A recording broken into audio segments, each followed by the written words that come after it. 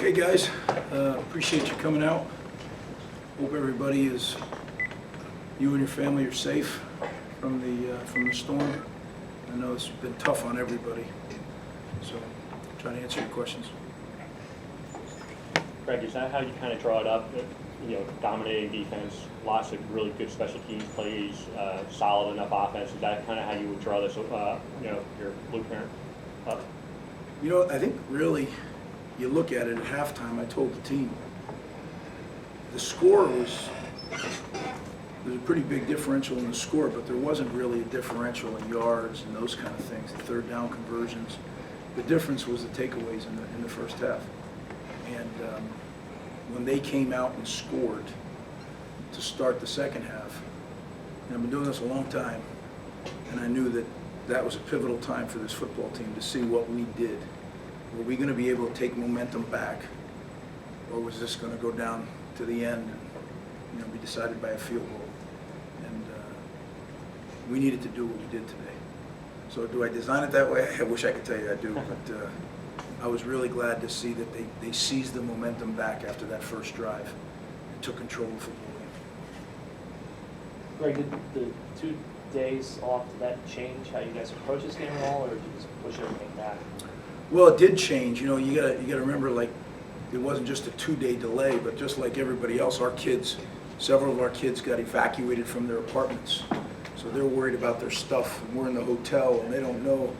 Some of them have animals, dogs, all kinds of things. So it was, Thursday triaging everything to make sure everybody was taken care of. And then we literally talked about hitting reset. You can't just continue on that game prep that you were scheduled to play. You build yourself up to play. So we had to hit reset. We came back here on Thursday afternoon and we had a Thursday practice because we had to go back in the week and start it over at Thursday. And I thought our guys did it. That was another thing that I was very proud of them. They did a great job of restarting the week and staying focused the final 2 days. Greg, you always put such a high emphasis on takeaways. Just talk about them early takeaways and how they shaped the tone of this game. Well, I think, as I said, they were the whole story in the first half. And it might have been a 10-yard differential in yards, right? The third down conversions were the same. So, they were critical. Greg, what was your kind of initial assessment of the way that the offense played overall and the way that, Noah obviously played? Things didn't go smoothly for us, right? It wasn't like things were just clicking. And we'll find out why that is. Like, I sound like every coach, right? Let me look at the tape. But it's hard to tell on the field what's going on. But that's okay, because when you do it as a football team, you have to find a way to keep poking and prodding and finding out where you're going to be able to make some yards and make some points. And that's what we did today. And eventually got it rolling a little bit, and the help of some more takeaways and some good kicking plays. But look, we have a lot of work to do. It was nice to be able to win the game convincingly in the second half and be able to learn from all the mistakes we had from a good victory. But we really got to get better here between now and next Saturday, going up to Syracuse. Greg, just on a personal level, to be back in this stadium with fans in the stand, what was that like for you? It was really good, really cool. I'll tell you now, I thought we were in big trouble. We come down and you hear the music playing, and then I'm going to lead my team out of the tunnel. And I veer hard right to go to the bench, and I face plant over the top of a TV. One of the TV guys. I said, "Oh, this is great. This is a great start to the day. This is going to be beautiful." But that was the low point of the day, so that was good. But really, all kidding aside, it was really super. And I'm so proud of our student section.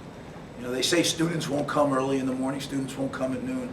I was pretty darn impressed by our students. They did a heck of a job. They were loud. It was great energy, great excitement. And, to all our fans, really. And I mean, think about what this area, this state, and this area just went through. And to have that kind of crowd, it's a testament to the fan base we have and to what we have to look forward to, moving forward. So I was thrilled with that.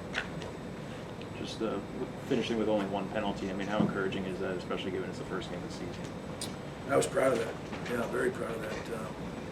And it was a fluke penalty in that, right? Max Melton got off so fast that it was a punt block, so I guess we didn't cover that if you get there and he hasn't even started to punt it yet, you just tackle him and it's our ball. You know, so he went to block it and the ball kind of went under his hands. That's what I'm told at least.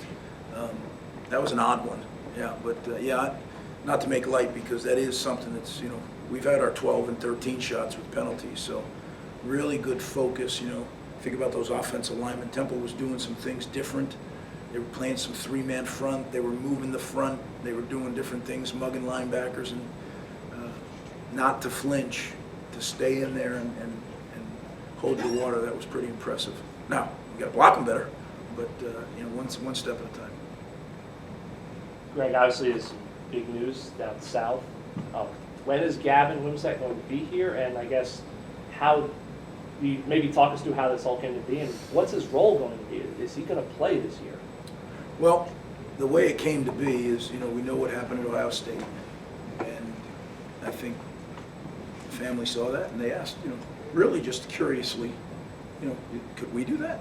We said, well, we can look into it if you want to, and we did, and it was a possibility because he's done a good job academically, and so he took some classes to get it accelerated, and so he played in his third game last night, and now he'll be coming to Rutgers. I think he's supposed to arrive Sunday sometime, and we'll get him started in classes on Monday. And his role, look, he's playing a high school game Friday night, right? So I'm not going to put the cart before the horse here. We'll just get him here and get him acclimated. It'll be a great opportunity to learn our culture, get exposed to the scheme, learn about being a college football player.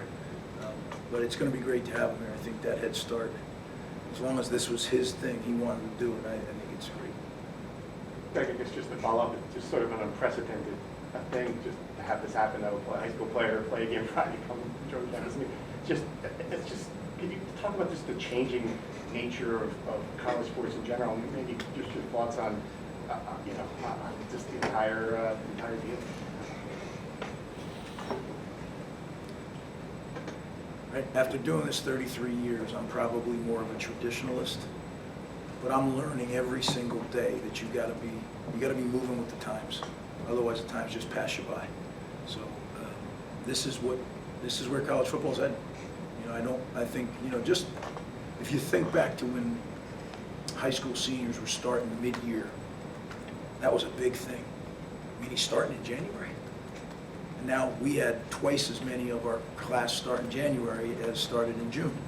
So that's become the norm, not the exception.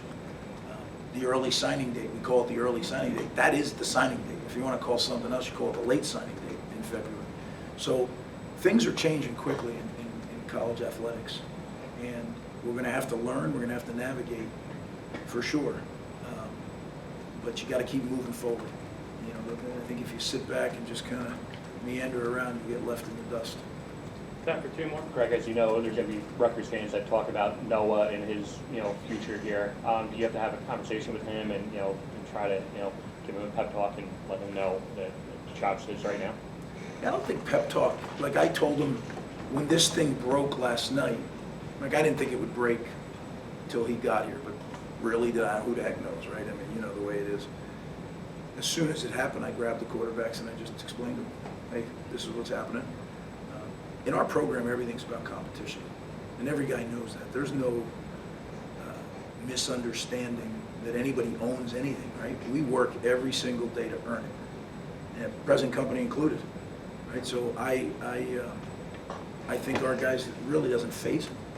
You know, I know one thing: they got a great quarterback room, and they'll accept them and they'll help them grow and learn. That's what I fully. I don't expect it to happen. I know it'll happen. Other question? Kyle Monagai, kind of big day. I mean, did he kind of earn this role through camp, I guess, to have 8 touches, I think, and 2 receptions? Yeah, I mean, you saw the scrimmages, right? So you guys were privy to, this guy had a really good training camp. And he runs with great pad level, and he runs very aggressively and decisively.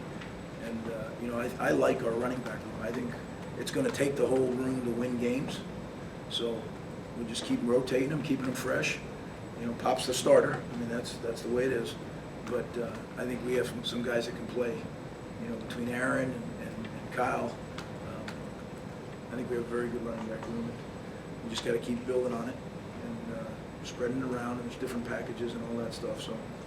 Again, I want to thank everybody, you guys, for coming out. I know every one of us was touched by what happened around here in the last 3 or 4 days, and for you to continue to cover the team, it means a lot, and I appreciate it, and we will see you next week. Thanks, guys.